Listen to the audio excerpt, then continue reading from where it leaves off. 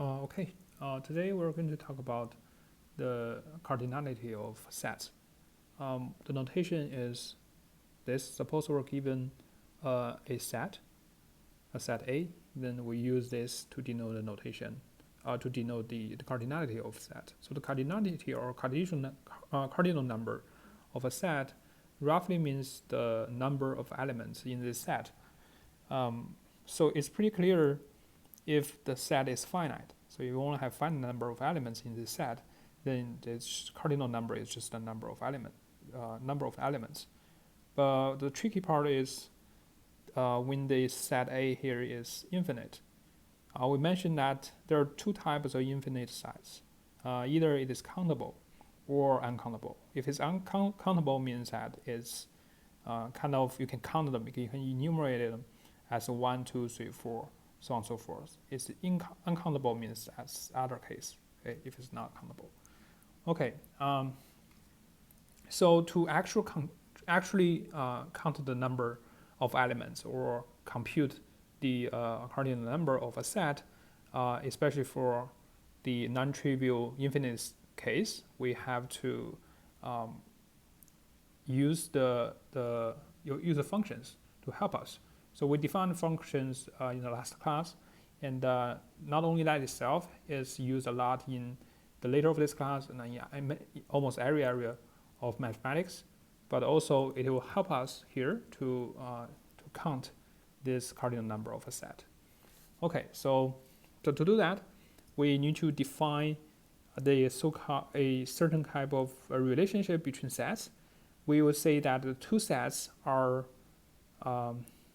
equivalent if there is a one-to-one correspondence between them. Okay, the reason why we do this is because if we can show a one-to-one correspondence between two sets, we defined a one-to-one correspondence last time, which means it is surjective and also injective. If this is the case, then we basically have a one-to-one correspondence between every element in X and every element in Y. So in this case, we can think that these two sets have the same cardinal number, right? Because we can actually find a one-to-one correspondence between the two sets. Okay, so this is our goal. So first of all, definition.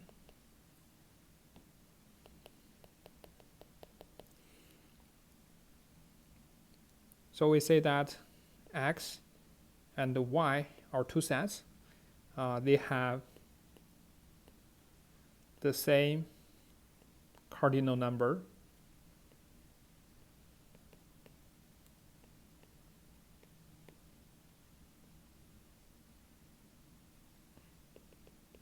if there exists a one-to-one correspondence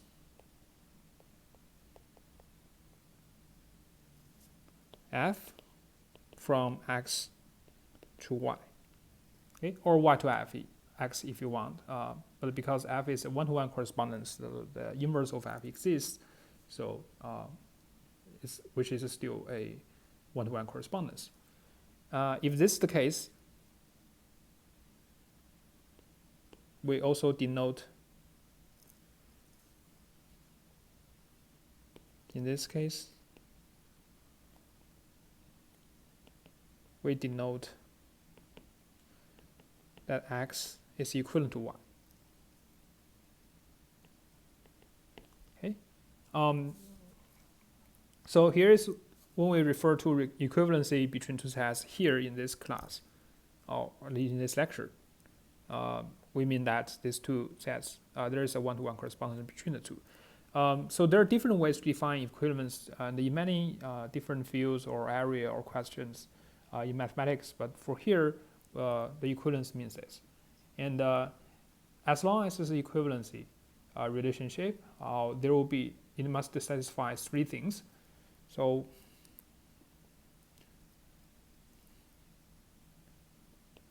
an equivalent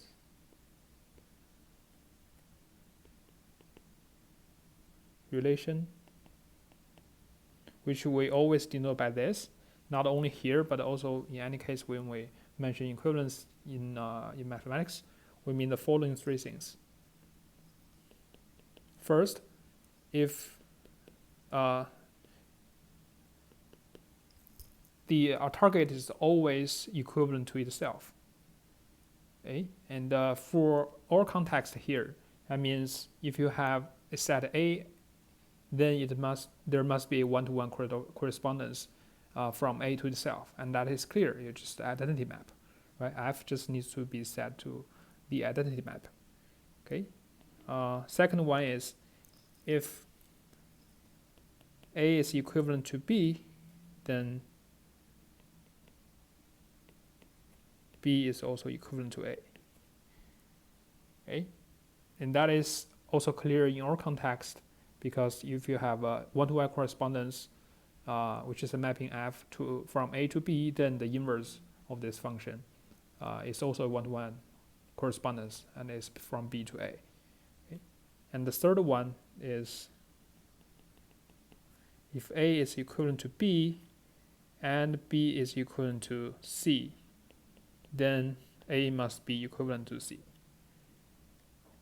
And again, it is clear from our in our case here, because if you have a map, if you have one-to-one correspondence, if A and B are equivalent, then there exists a one-to-one correspondence between A and B, and also there is another one-to-one correspondence between B and C.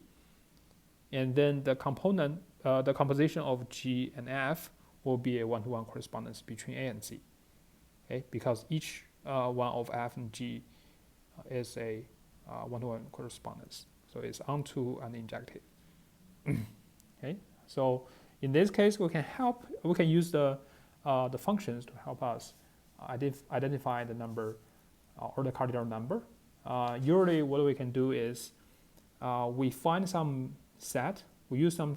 So suppose we're given a set, then we can try to find another set which we know the cardinality, and then establish a one-to-one correspondence between the set that we're given and the set that we know the cardinality. And if there's an equivalence one-to-one correspondence, then these two sets will be considered to have the same cardinal number. Okay, and the most frequently used ones are the natural numbers. Okay, because the natural number is, as we said, all the countable sets are supposed to have a cardinal number equal to the non-natural number, the number of natural numbers. Okay, so here are a few examples for that.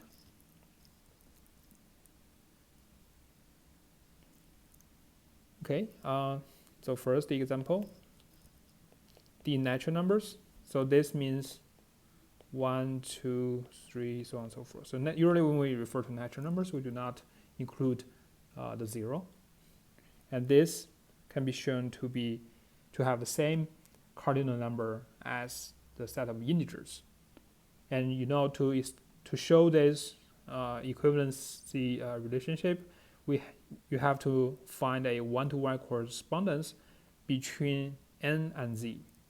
Okay, so that is 1, and also this will be equivalent to the non-negative integers, and is also equivalent to. I'm just showing a few examples. There are many others that all have the same cardinal number as n.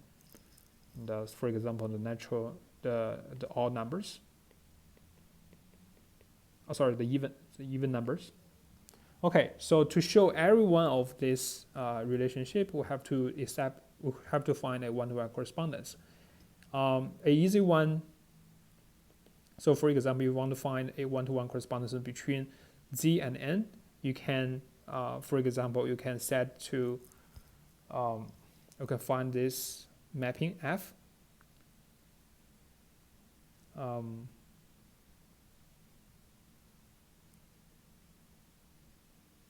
So I would set this F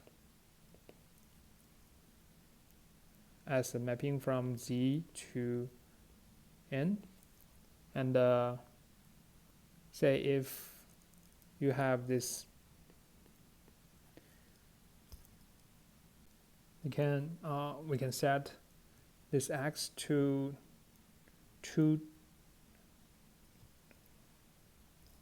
I would say I can define my f of x. In this case, if x is the positive integers, then I will just set this f of x to 2x. And if x is 0 or the negative integers, I will set this to negative 2x plus 1. Okay, and in this case, you can show that this f is a mapping from z to n, and it's a one-to-one correspondence. It's onto and injective, surjective and also injective. Okay, so the key is to establish such kind of function, and once there is a one-to-one correspondence, then you can prove this equivalency. So similar for others. I will not show the others. Just try this as an example to show the others. Okay, the next example is if you have the cross product or the Cartesian product of n and itself is also equivalent to n. That means we can find a one-to-one correspondence between these two sets. Okay, and in this case, we can define this f. Remember that f is a mapping. So I need to find a one-to-one correspondence between this. That means I need to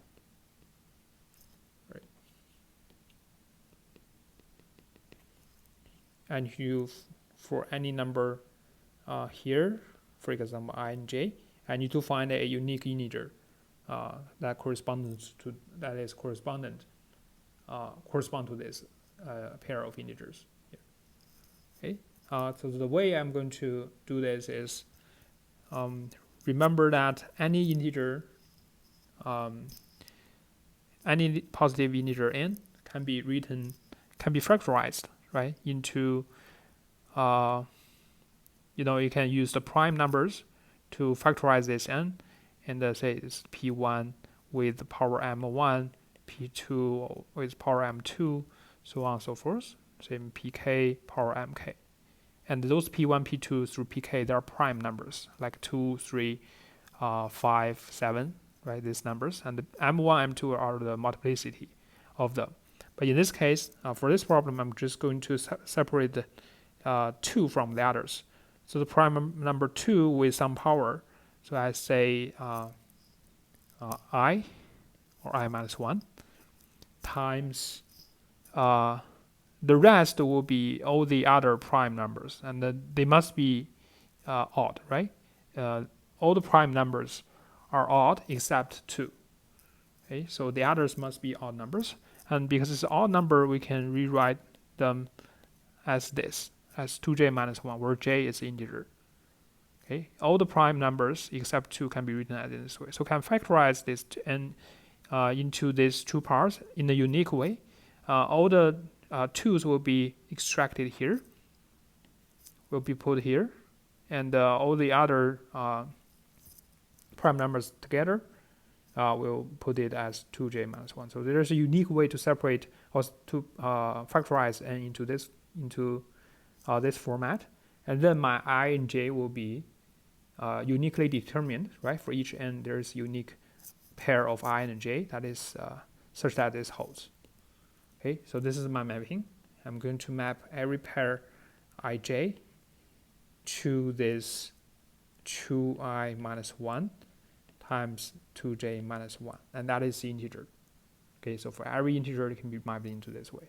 So it's definitely clear for all the n's bigger than or equal to 2.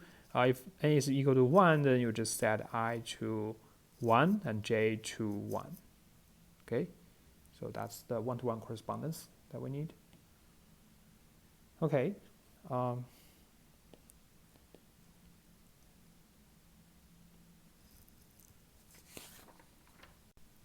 So the third example I have here, q is equivalent to n. Okay, The Q is the set of rational numbers. So the Q is actually this kind of things that m and n are both integers.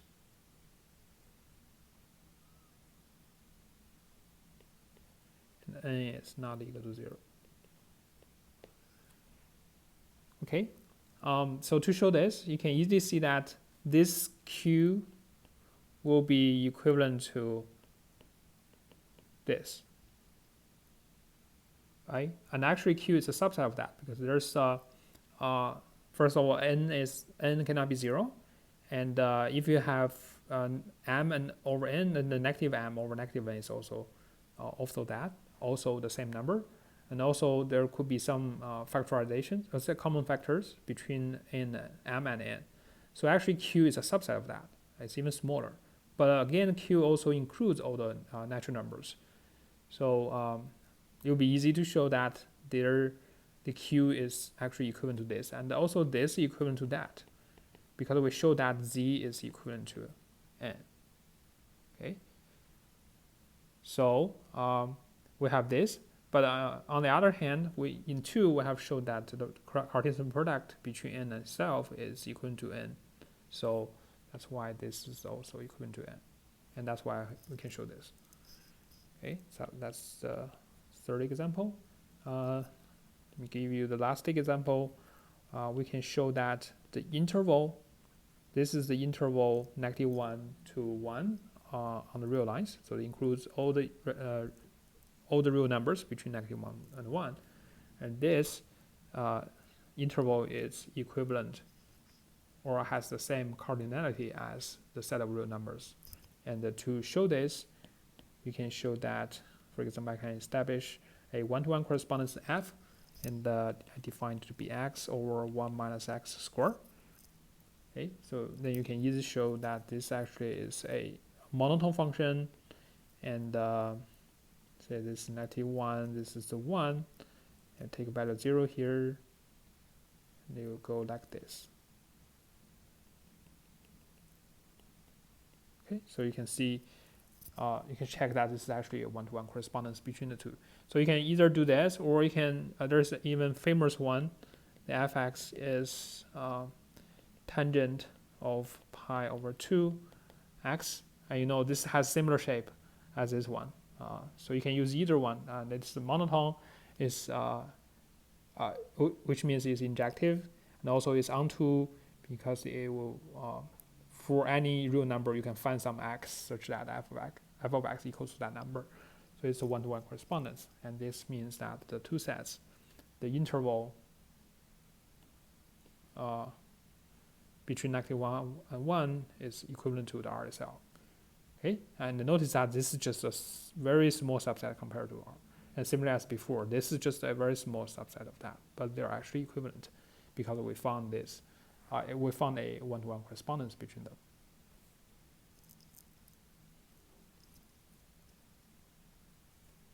Okay, next. To reach to a bigger result, we are going to first establish a lemma.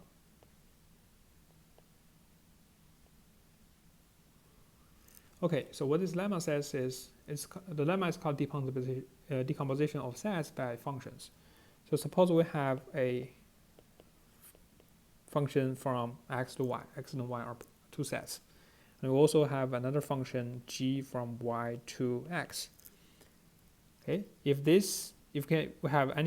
have functions f and g like this. They don't need to be injective or surjective. It's just some mapping. Okay, and then there exists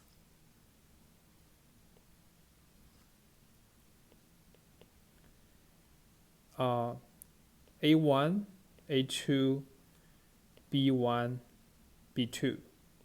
So there exists A1, A2, B1, B2, such that the A1, A2 do not intersect, and the A1, A2 together is the x. Also, the B1, B2 do not overlap, and B1, B2 together is the set Y. And not only that, if you take A1 by F, you get the B1, and also you take the B2, you take B2, and you get A2. So if I draw a picture of that, this means I have, this is my X, this is my Y, okay? And what this theorem says that if you have a mapping from X to Y, which is F, and then another mapping from Y to X as G, then there will be A1 here and the B1 here, and everything out of B1 will be B2, and everything out of A1 will be A2. And what the theorem says that you have this F, if you restrict it to A1, you just get a B1. And if you map everything else out of B1, then you get to the A2, that is by G. Okay, so that's what the lemma says. Okay, it's a very simple condition, just this, but you can get that. Okay, you can get this decomposition of X and Y, and such that like F is act on its own on A1, and G is acting on its own on B2. Okay, so that's the lemma. So we're going to prove this. So to prove this, first of all, I'm going to look at this mapping from X to Y. I'm going to check that, let's say there's a subset E in X, and the image of this E will be called F of E, right? So because I have a mapping from X to Y, that's F. And now everything outside of F of E, I will call, this is essentially just a F of E complement. Everything outside of F of E is F E complement, which is also equal to Y minus F of E. Okay? And then I map this back to X using G. I'm going to check. I'll say that if this E, after it's mapped back to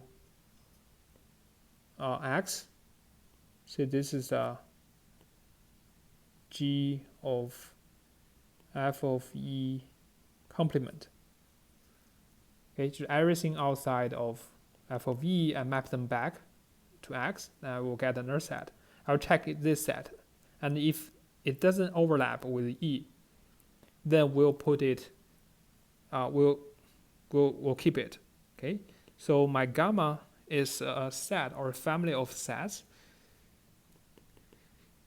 which belong to X, and same time the E does not overlap with the thing that is mapped back by G.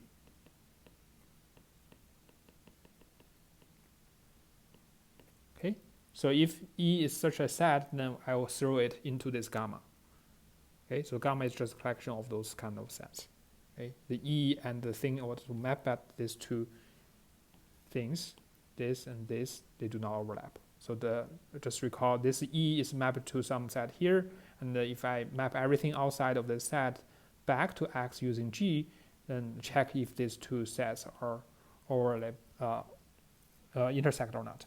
And if they do not intersect, if they do not intersect, I will put them in this. If they do not overlap, then I put this into gamma. Okay, so this is the key. And once I did that, I'm going to define my A1 to the union of all the sets in gamma. Okay, this is my A1. And once I have the A1, I'll define my B1 to be the image of A1. And once I have the B1, I can define my B2 to be the B1 complement, which is also y minus f of a1. And once I have the B2, I can map it back to x using g. So I'm going to define my a2 to be the g of b2. Okay, so I have these 4 sets now. And it's obvious that the b1, b2 do not overlap, and the union of them is the y. Right? So actually, these two are already satisfied if I define my a1, a2, b1, b2 as in this way. So these two are satisfied. Okay, and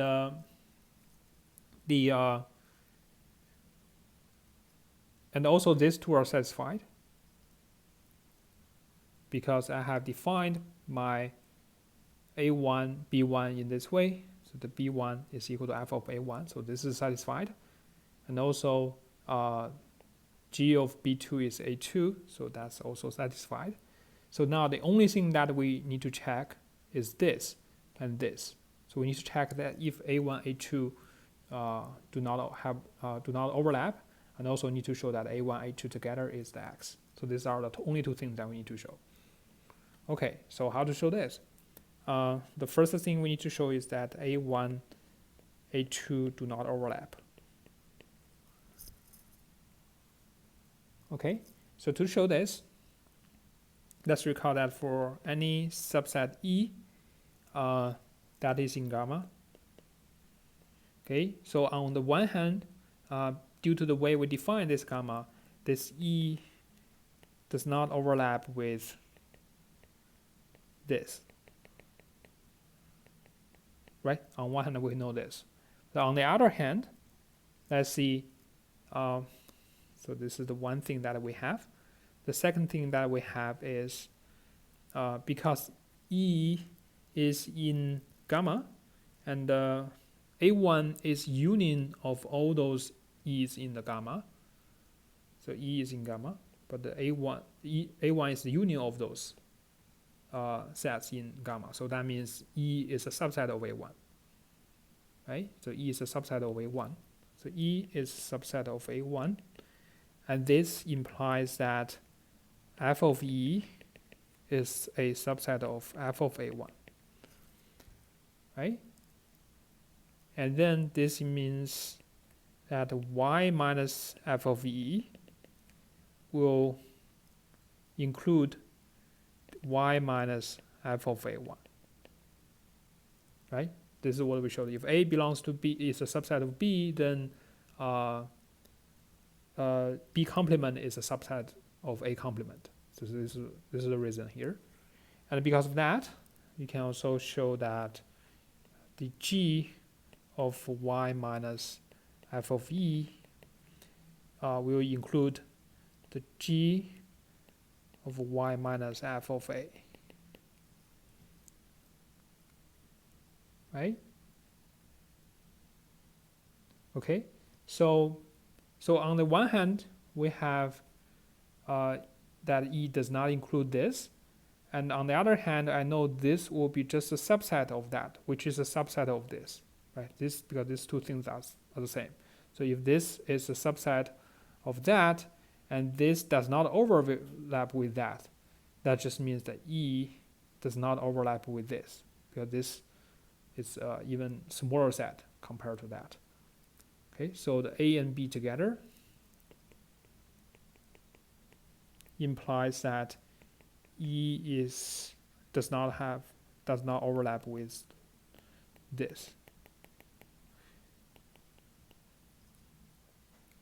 Okay, so we showed that for any E, we have this, and then taking the union of such kind of E's, and this will imply that if I take the union of the E belongs to gamma, again this will not intersect with this.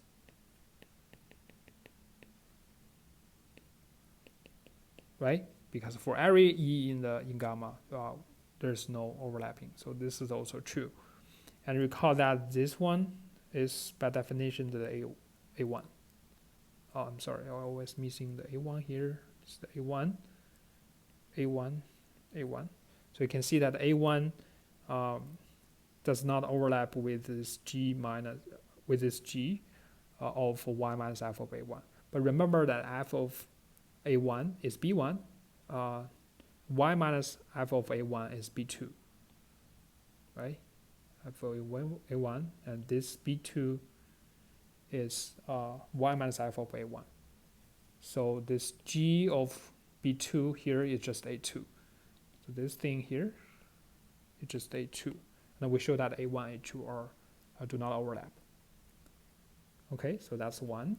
Another one is we need to show that A1, A2 together is the set X. Okay, union of A1, A2 is the set X. That means A1, A2 are complement to each other. Okay, so this is the X, this is the A1, and I want to show that everything else will be A2. So to prove, I want to prove by a contradiction. If this is not the case, then that means I have A1 here, and then I have A2 here, and there's something else outside of A1 and A2. So if not, then there exists some X, I call it X naught, which belongs to X minus the union of A1, A2. Okay, and if this is the case, I'm going to define a new set. Just take the union of A1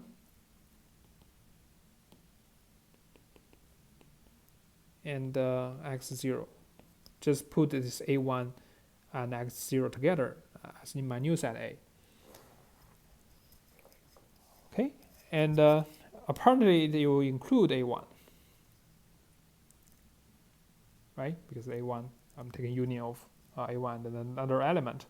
And because of this, I have f of A belongs to f of A1. And this implies that the y minus f of A will be a subset of y minus f of A1. Right? Again, this is due to the reason A belongs to B, then B complement belongs to A complement, or it's included in the A complement. And then, because this is true, I know that G of y minus f of A will be a subset of G of y minus f of A1. Right? So now, let's say that here, this will be just A2, right? This has the same reason as before. This is just A2.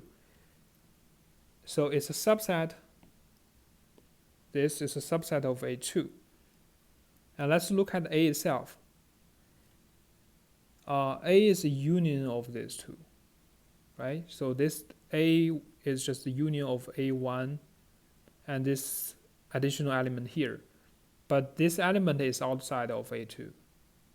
And A1, A2 do not overlap. So the union of A1 and this element, which is A, does not overlap with A2 either. Right? So that's why the A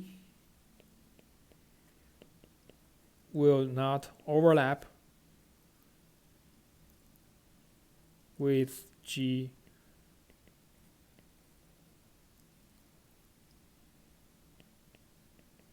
of this. The reason is A does not even overlap with A2. So this is empty because A and A2 do not overlap. Sorry, it's empty. Okay. And now I have found another set A, and that's the union of A1 and X0, and it also satisfies this, which means that A is also one element in the gamma. Right? But remember that the gamma is defined as before. This is how we define the gamma. So A will be also an element here. But remember that this A1 is already defined as the union of this. And A is that one of that. That means A will be included in A1. However, as our assumption said, A1 and the X0 together is the A. So here's a contradiction. On one side, A is a subset of A1. On the other side, A1 is also a proper subset of A. So that's a contradiction. And that because of the contradiction, we say that this cannot happen. So this has to be true. We cannot really have some additional element outside of A1, A2. Okay, so we got a contradiction.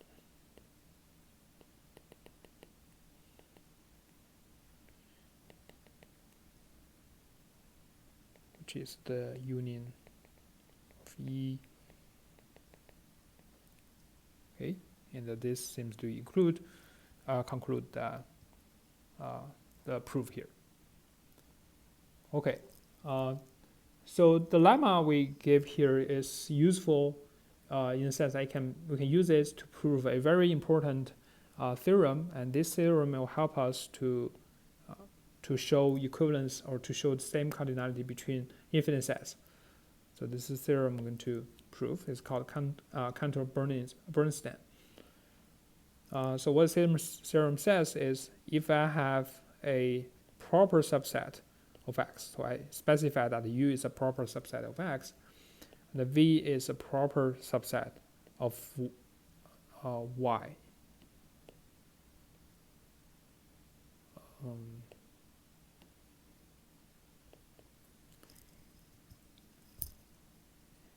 And not only that, if X is equivalent to V and the Y is equivalent to U, then this means that X and the Y have the same cardinality and they're equivalent. Okay, so if I draw a picture, that means I have this X, this has a Y, and I have a proper subset of X, which is U. I have a proper subset of Y, which is V, and then X is equivalent to, so the entire X here is equivalent to this. So there's a one-to-one correspondence between these two, and also there's a one-to-one correspondence between these two, right? And then if I have this, then the X and Y are equivalent. It means that the cardinality, so there's a one-to-one correspondence between these two. So that's what the theorem says. Okay, so to prove this,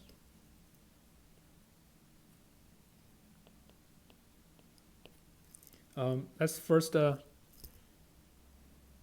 that because there's X is equivalent to V, so there exists one-to-one correspondence. I'll just say the one-to-one correspondence, F from X to V. And same time, there is a one-to-one correspondence G from Y to U. Right? I will know this.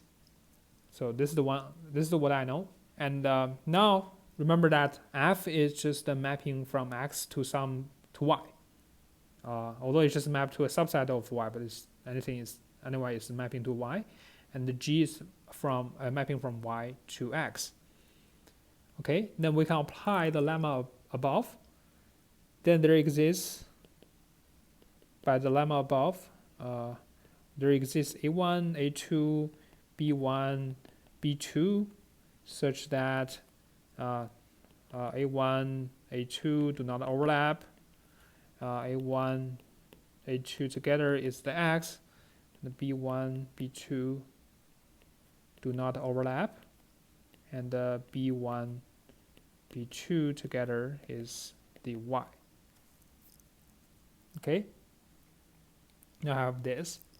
And in this case, not only that, I will have F of A1 will be equal to the B1, and the G of B2 will be equal to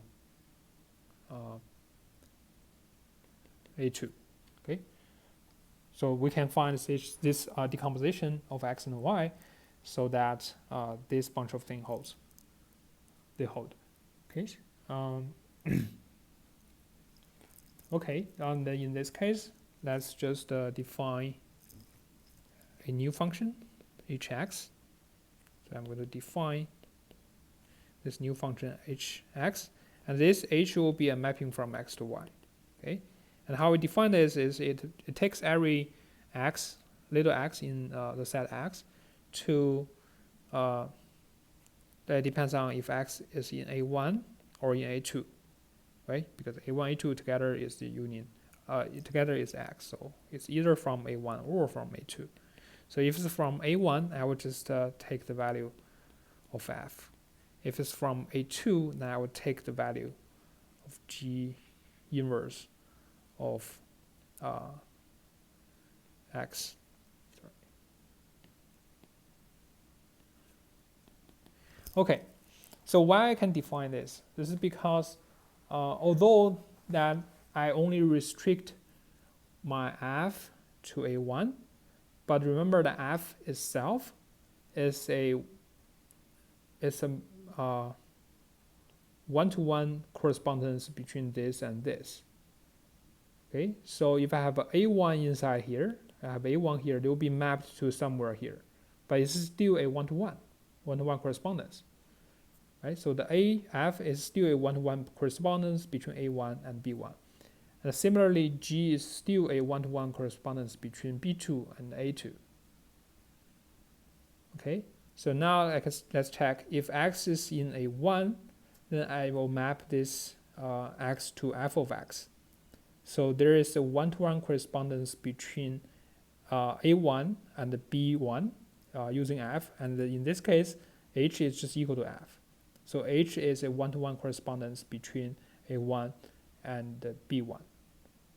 And at the same time, this G inverse establishes a one-to-one correspondence between B2 and A2. So I'm just taking it back. If there's an element in A2, I will just map it back to the element in B2. The correspondence is established by this G. So the H, when we consider the H on this A2, then there's a one-to-one correspondence between A2 and B2. So the f of H of A1, the image of A1 under H is just the B1, and also the H of A2 is just the B2. Okay, and for each case, the H is a one-to-one correspondence because it's just a G and the F and the G inverse, which are both one-to-one correspondence. So the H is a one-to-one correspondence. And now you can see that A1 is B1, H of A2 is B2, and A1 and A2 together is A1 and A2 do not overlap, and they together is X. And also the B1, B2, they do not overlap, and together is Y.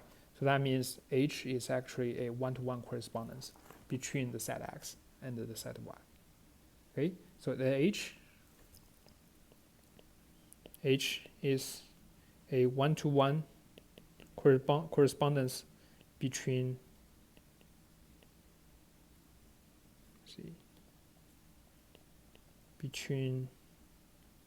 X and Y. Okay, so that's why we know that X is equivalent to Y. Okay, so let's recall what we have proved.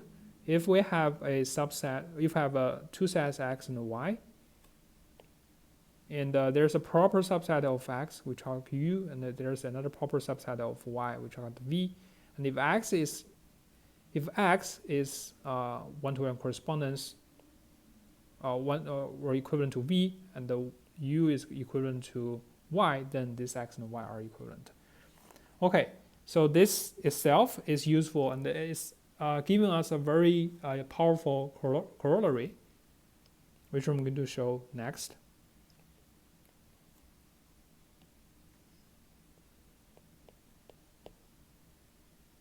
So this corollary is very useful. and simple. It says that if you have,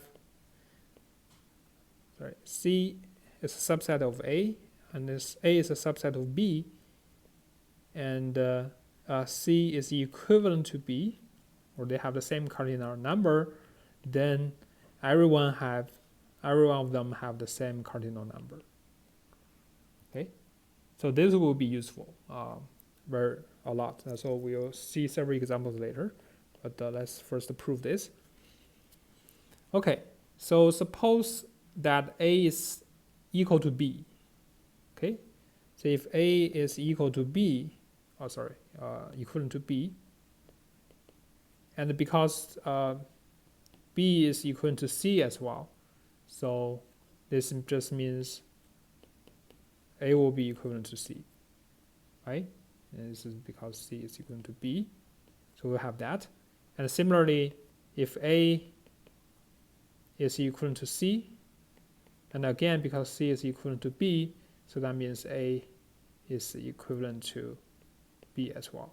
So in either of these two cases, that means if either this becomes A and C are equivalent or A and B are equivalent, then they all will be equivalent. All of the three will be equivalent. So they will be easy. So the tricky part is that C is actually a proper subset of A, and A is a proper subset of B. Okay, and in this case, we need to actually prove the conclusion. So suppose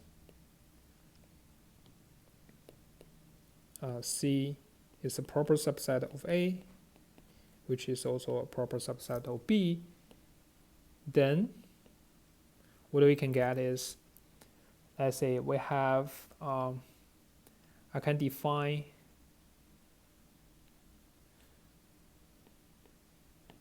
this is my A, this is my B, and B is a proper subset of, A is a proper subset of B, so I'll have A here, and C is a proper subset of A, so I have C here.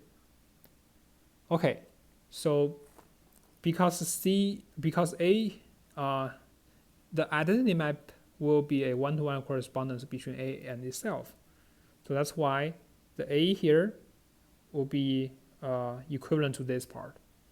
At the same time, because C is equivalent to B, or C have the same cardinality as B, so this is there's a one-to-one correspondence between these two.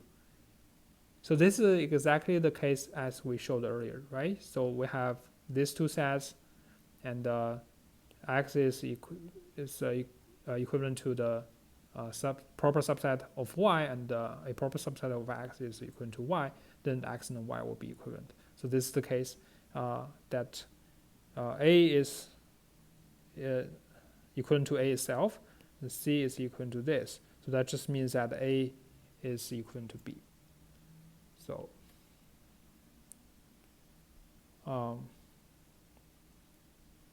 so then by dilemma above, there's A equivalent to B, and because of this, A is equivalent to B, C is equivalent to B, so A, B, C are all equivalent. Okay, so we have this, and this is a very powerful corollary. It's like a squeeze theorem.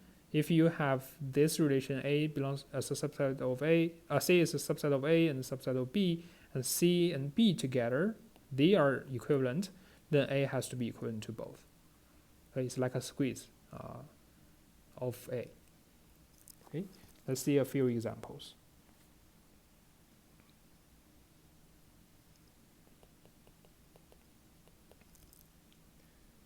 So remember that previously we have showed that this is equivalent to R, right? So because this is equivalent to R, I should just directly show this. Because this is equivalent to R, and remember that this is this one here includes let me just show this.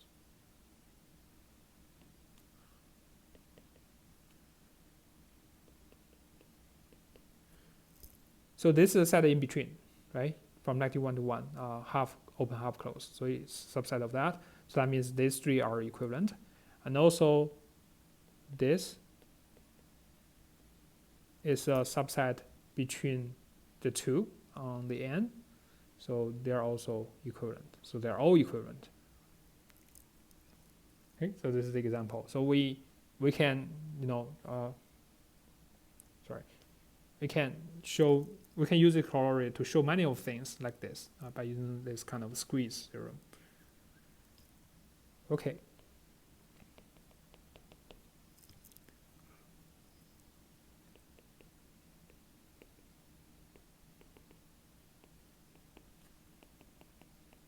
Okay, so this is the most type of cardinality that we're going to use in the class. If there's any set that has the cardinality same as n, or the elements in the set have a one-to-one correspondence to the natural numbers, then we say the set to have a cardinality LF0. So the n has the cardinality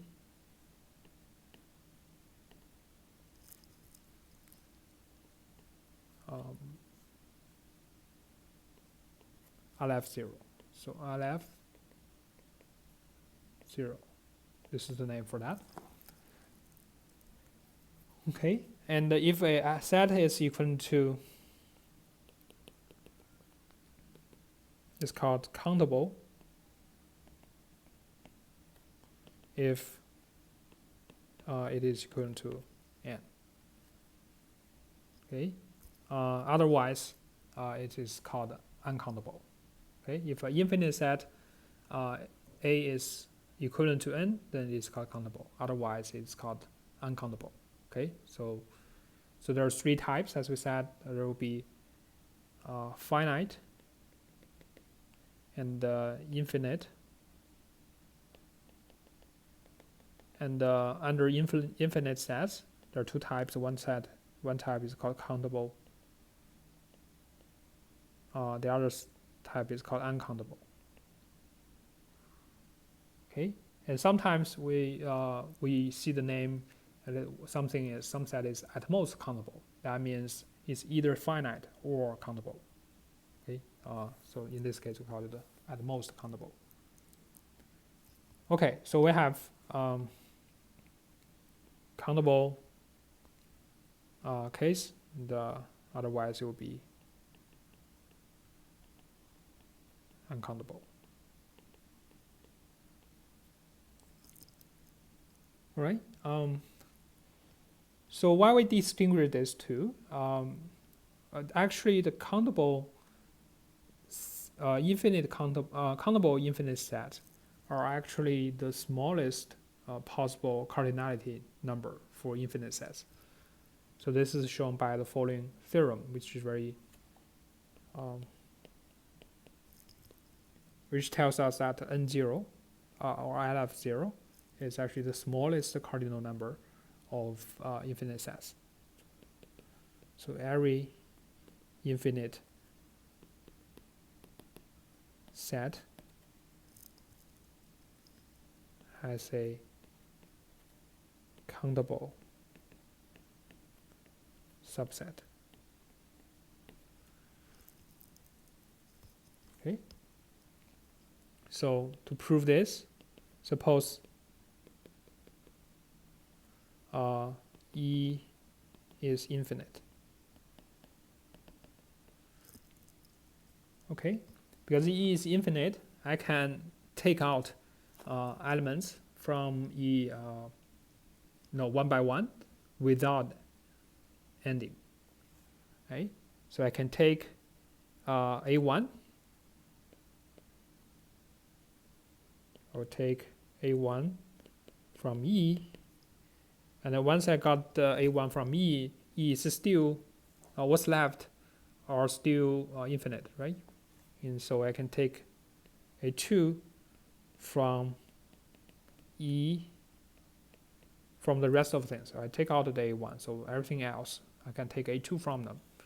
And then once I got A2, I can get A3.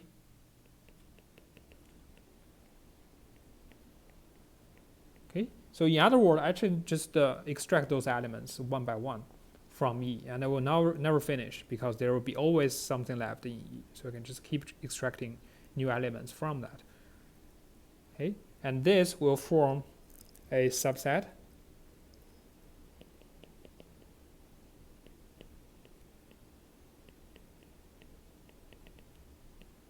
Apparently, this will be a subset of E, and A itself is countable because we actually got these numbers in order. So it's equivalent to the set of natural numbers. Okay, next we show several examples. Suppose I have a countable set A and the countable set B, then the union of them will be also countable. So to show this, you can actually show that A and N, they are equivalent, right? So, but N itself is equivalent to N cross N. And this A belongs to A union B, and A union B apparently belongs to that. If you treat this as a this is just the pair, the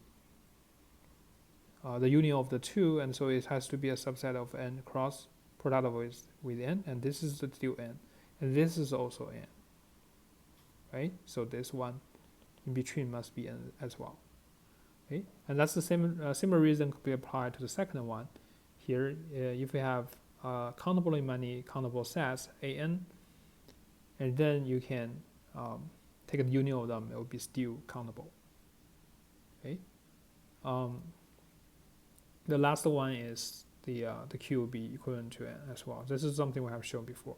So this you can show this either by the way that I mentioned, or you can actually do this by, say for example, you have A and B, which are in the first case, if A and B are both countable, then you can have the A1, A2, A3, so on and so forth, the B1, B2, B3, and you're going to take the union of A and B just like in this order. This is my first one, and second, third, fourth, and so you can establish a one-to-one correspondence between the number integers and the natural numbers and these elements, right? So that's a one-to-one correspondence. And similarly, if you have a countable in many countable sets, then you just have a countable in many numbers here, and then countable number here, countable number here, so on and so forth. And the one way to do that, to show that, is equivalent just similarly as you show the number of atoms in Q are equivalent to N. So you can enumerate them in this way. Okay, so that's that's several examples we have. Next example, the set of mutually disjoint open intervals in R is at most countable. So you can consider this is the R, and you have non-overlapping intervals. So you have a set that contains a bunch of intervals, open intervals, and then do not overlap with each other, then this set must be countable. The reason is if you have an interval, so you have this your R, you have interval here, maybe you have interval here, so they all together is the set it's the set you're interested in. Then for each of those intervals, you can select a number, a real number, a rational number from it, and also I can select another rational number from it. So I call this R1, R2, whatever, R3. So you can see that for each of those intervals, you can assign you can get a rational number, and you can use the rational number to represent that interval. So A1 will represent this interval, A2 will be representing the second interval. But the set of rational numbers is countable, it's countable set. So if you can represent each of those intervals by a rational number, then those intervals are at most countable. Okay, this is how we show this. Third one, next example, is that if if f is a monotone function, monotone increasing or decreasing, or non-increasing or non-decreasing, then this set is at most countable. So what this set is, you first know that if a function f is monotone, then this is the so-called left limit, right? So if you have this, this is your x, and you have a y that's converging to x, then you look at the function value of f of y and see where it converges to, then this is called the left limit of f at the point x. And this must exist because of the monotone. Okay, so I think you know this from analysis class. So this must exist, and similarly the right limit also exists. Okay, so as long as the function is monotone, the left and right limits are both exist. But if both limits exist and are equal, then we say the function f is continuous at x. So this set here, we'll say is the set of discontinuous points of f, right? Because the left limit and the right limit are not equal. Okay, so what this says is if function f is monotone, then the set of discontinuous points is at most countable. Okay, so if it's monotone, you can have at most countable in many discontinuous points. And to show this is again similar as the previous example. For example, if it's monotone increasing, then this number, if it's not equal to this one, then it has to be strictly less than, right? Because it's monotone increasing. So if this is the case, then I can find a number between the two. I can find a rational number between the two. So let's say this is the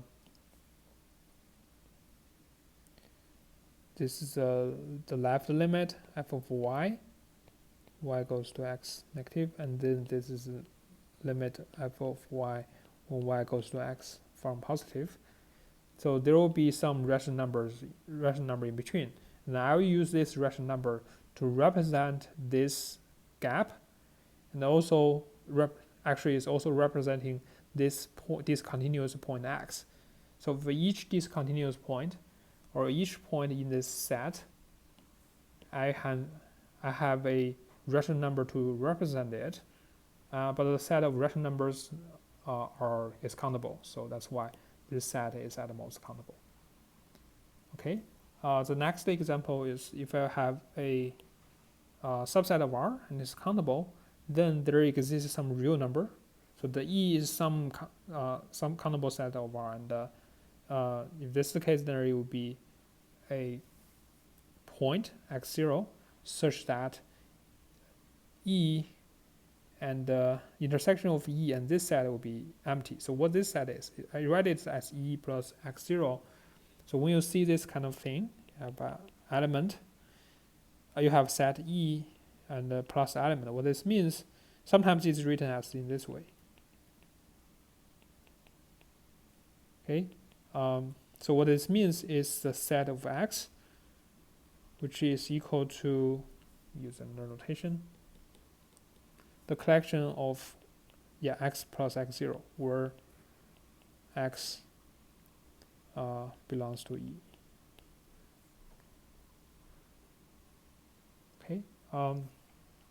Similarly, if you have two sets, E and F, so by summing them up, what we mean is x is a set of x plus y, where x belongs to E, and y belongs to F.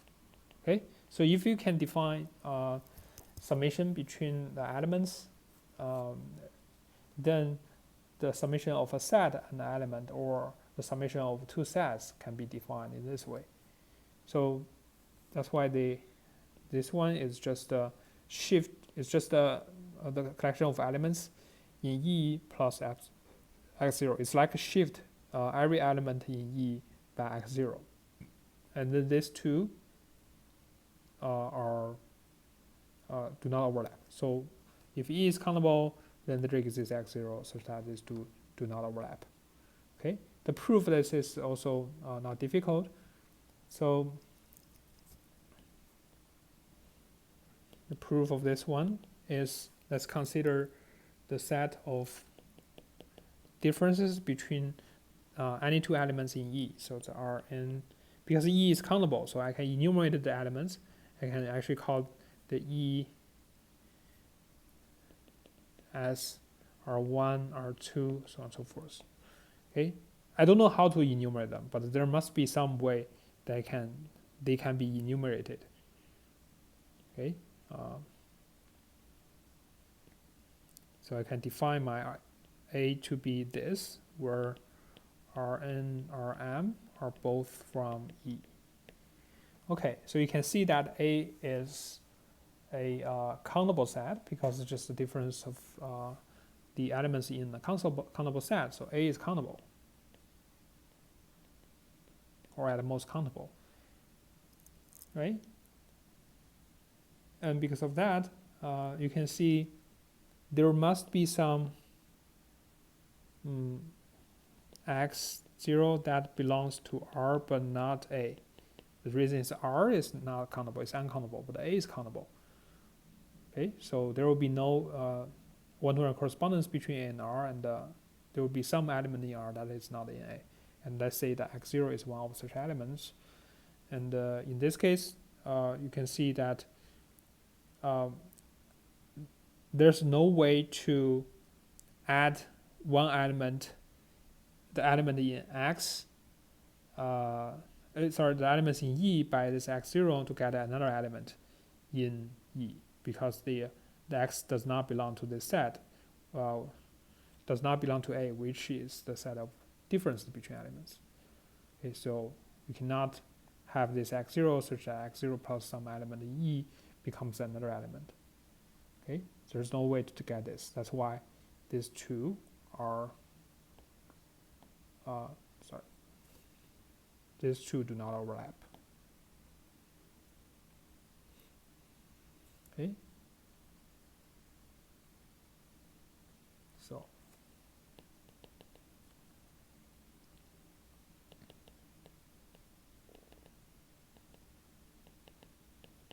will not be overlapping. Okay, next example.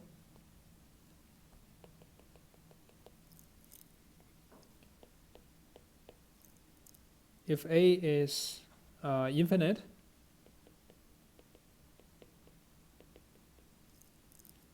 and B is at most countable, then A must be equivalent to A union with B. Okay, so we have shown before that if A is countable, then and B is also countable, then this is true, right? The union of A and B will be also countable and is equivalent to A. If A is not countable, it's uncountable, then we can also show this easily, because in this case, let's just say that B contains the B1, B2, so on and so forth, which is a countable set. And for A, because it's it's infinite, so I can extract a countable subset of it. This is one of the example that we showed earlier. If A is infinite, then we can extract a countable sequence, a countable set from the A. So say extract A1, which is A1, A2, so on and so forth, which are from the A. Right. From A. Okay. So in this case, A1 is defined in that way, then the A2 will be just the complement of A1. And now let's see if I can find so this one is just the A1 union with A2, right? I just need to establish a one-to-one correspondence between A and the union of A and B. And to do that, let's define our F to be this. So my F of X will be equal to, say if x is equal to b, if equal to bi, just in b, then I will just map it to a2i minus 1. If x is ai, which is in a1, then I'll map it to a2i. Okay, so by doing this, I will have a one-to-one we'll have this a1 and b establish a one-to-one correspondence between a1 union of a1b to a1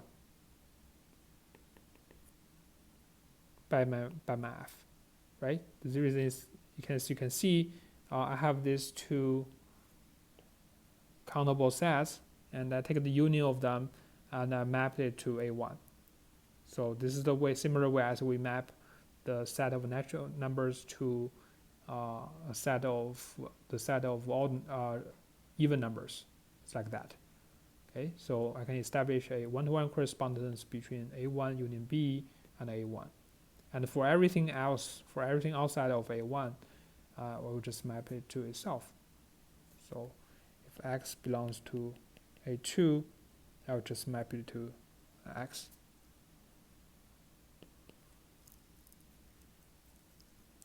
Okay, if this x is equal to a2, that belongs to a, I'll just set to a. Okay, now you can see that I have one-to-one correspondence between the a1 and a1 union a2 union b. So I established the one-to-one correspondence between a1 and a1 union with the b, and I do not touch anything in a2. So this is the one-to-one correspondence. So F is a one-to-one correspondence from A union B to A. Okay, so that's the proof.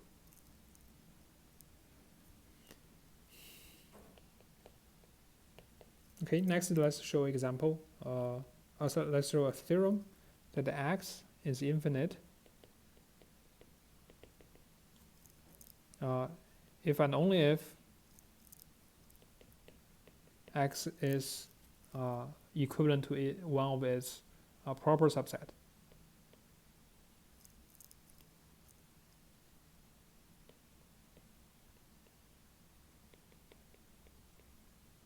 Okay, so x is infinite if and only if x is equivalent to some proper subset of it. Okay, the proof. Apparently,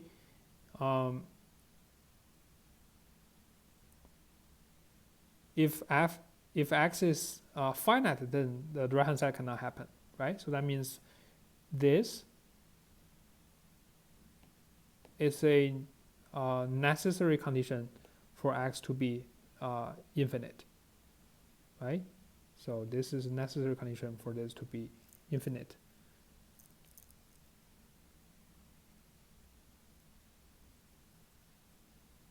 Okay, on the other hand, so suppose that x is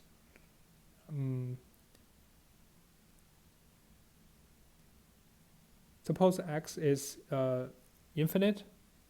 So let me show sufficiency.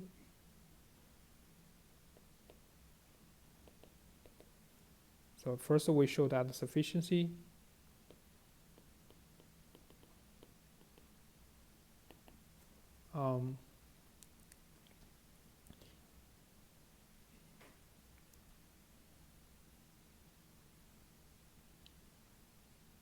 suppose this is true for some proper set of x, then x is infinite. This is the first thing we just showed.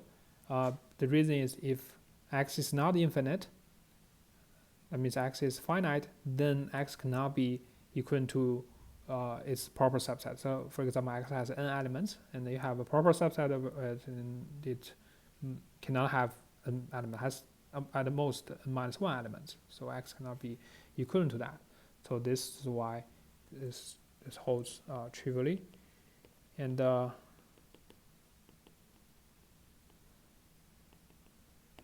show that its condition is necessary, then what we need to do is assume x is infinite.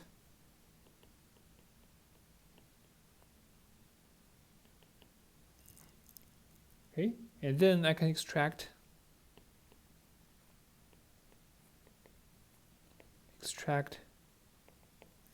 a finite set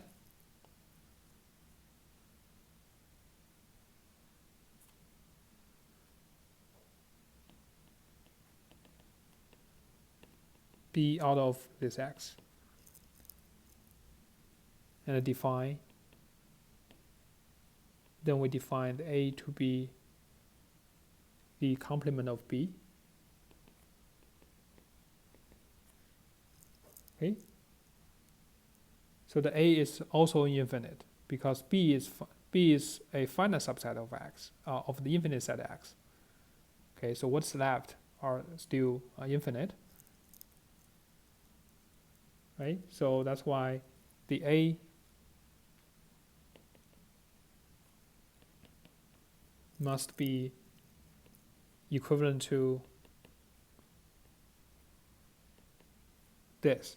This is what we just showed, that if you have an infinite set A, then you take the union of A and another at the most countable set B, then these two will have the same cardinality. Okay, but on the other hand, this A union of A and B itself is x. Okay, so that's what this shows, that A and x are equivalent, but A is a proper subset of x because you took out some elements, put in B, and A is just complement of B. So the A is a proper subset of x. At the same time, A is equivalent to x.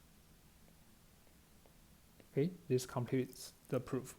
So the x, if a set is infinite if and only if it is equivalent to some proper subset of it.